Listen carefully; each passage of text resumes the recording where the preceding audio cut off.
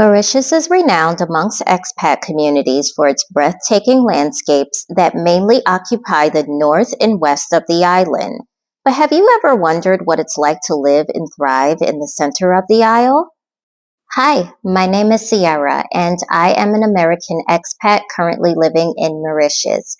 Here on my channel, I talk about life as an expat living in Mauritius and other expat related topics. If you are considering making the move to Mauritius, then you may have some concerns and questions about the process. In this video, we will cover some key takeaways and tips to note about living in the center of the island. By the end of this video, you will have a better understanding of what to expect so that you can be more prepared for your move. So let's go ahead and get started. All right, so for number one today, we are going to be talking about accommodations. When I first came to Mauritius, I was staying in an Airbnb in the north and used a real estate agent to take me to see some listings in the center of the island.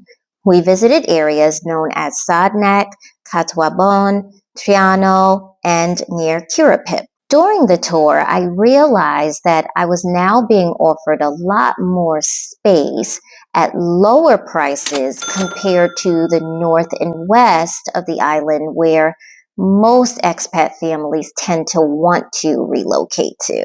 To give you an example, a studio in the north that cost me around $850 USD per month near the beach could actually afford me 2 bedrooms in the center of the island with a gorgeous mountain view, pool, and 24-hour security. Now, although the coastline of Mauritius is quite tempting, these new prices, simply a deal that I couldn't refuse. All right, so number 2 on today's list that I would like to highlight is the metro. The Metro Express or light rail train in Mauritius is a railway system that carries passengers above ground from Port Louis to Curupip. Currently, there are 21 stops along the way that can take you to residential areas, malls, near museums, schools, and more. At the time of making this video, I've seen ticket prices range anywhere from around 35 Mauritian rupees up to 55, and I think it depends mainly on how far you want to go and the time of day. There is also a Me card or train card that can be topped up if you need an alternative to purchasing a single ride ticket. I also recently read an article from Expat.com about the launch of the Metro Express digital ticket that can now be purchased through the MyT Money app. The article also stated that a light rail transit master plan is being developed to expand the Metro Express to other parts of the island. So that's a really great thing to keep in mind. Number 3 that I would like to discuss is weather. We all know that Mauritius is a tropical island at this point, so hot and humid temps are to be expected. But did you know that average lows of 61 degrees Fahrenheit and 16 Celsius were possible? This was quite the contrast to when I used to live on the coast of the island, where I would have never made it out of my accommodation with a sweater on, whether it had been in the winter or the summer, because it's always very heat intense there. Here in the center, we do experience low temps during the winter in the late evenings and early mornings, but it also does warm up a bit during the day. Either way, I love knowing that I can enjoy some balmy sweater weather here and there. The 4th highlight that I would like to discuss would be shopping centers. In the center of the isle, there are a cluster of malls and shopping plazas that offer entertainment, food, home improvement, retail shopping, and everything in between.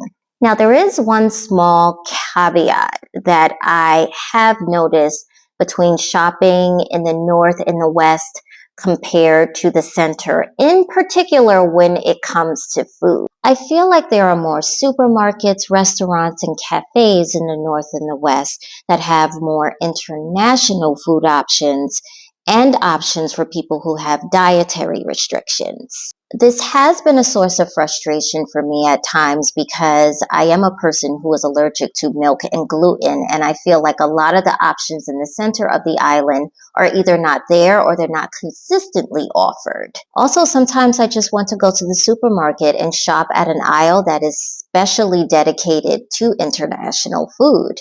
As a result, I often find myself needing to go to places like Tamarin or Grand Bay and buying a lot of food options there that are suitable, buying them in bulk and freezing them. And that's been the workaround. But if you're not a picky eater and you love Mauritian food, some American franchises mixed in here and there, and some options, other options to choose from, then you should not have a problem when you relocate to the center of the aisle. Number 5 and final on today's list is attractions. If you find yourself in the center of the aisle and you're in search of some attractions to visit, then I might have some suggestions for you that may be of interest. If you are an avid mountain climber, then it's definitely worth checking out Peterboth Mountain. It's the second largest mountain in Mauritius and is mostly noted as a large rock formation that is naturally formed and resembles a face. Due to the complexity of the height, it's recommended to go with an experienced guide. If you're a history buff, then you might be interested in visiting Maison Eureka. At this attraction, you will be offered a guided tour of a colonial house and its gardens. Afterwards, you could enjoy a hike to see some magnificent waterfalls located in the back of the attraction and or enjoy a Mauritian-inspired meal on site. If you're a fitness guru or a lover of the outdoors, then you may want to check out Sadnek Wellness Park. I went yesterday and discovered winding trails, climbing, endemic plants, and an awe-dropping aerial view of Katwa Bon. It's conveniently located in front of a cluster of modernized apartment complexes, the Metro Express, and multiple shopping locations. So, if you're thinking about relocating and wondering about outdoor recreational spaces in the center of Mauritius, then note that the Wellness Park is a location that can provide a convenient oasis away from your daily routine. In conclusion, moving to a new country can be daunting, especially as an expat.